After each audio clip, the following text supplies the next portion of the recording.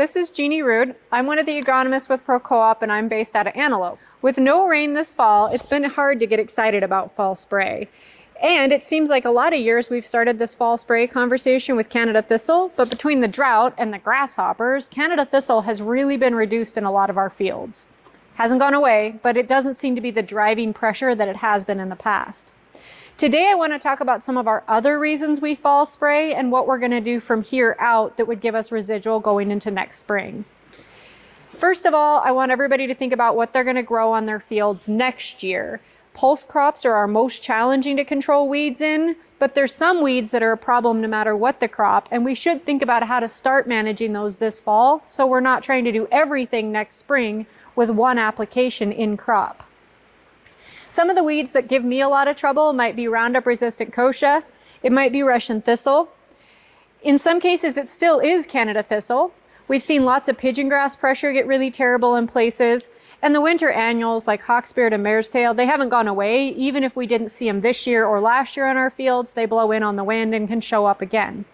So when we think about the pulse crops, maybe we think about mustard and flax. They can be challenging as well.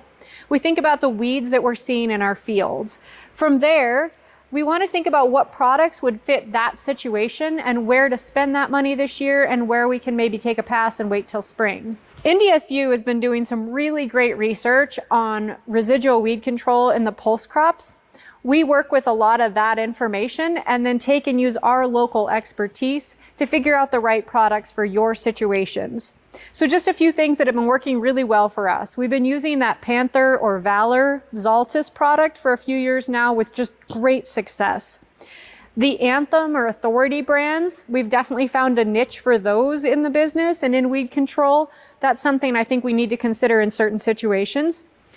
And this year we started working with dimetric or metribuzin. We still have a lot to learn about that product, but it does have a fit on some very challenging ground. Historically, we've been using dry herbicides like Sonolan and Treflan in maybe the pulse crops or to control grass weeds in some wheat crops. Those do have to be harrowed in. They work best when applied in the fall, and they've been very successful in managing certain weed situations. Your situation is going to be unique, so talk to your Pro Co-op agronomist, talk about your fields, your weed problems, your crop rotations, and let's help you work out a plan.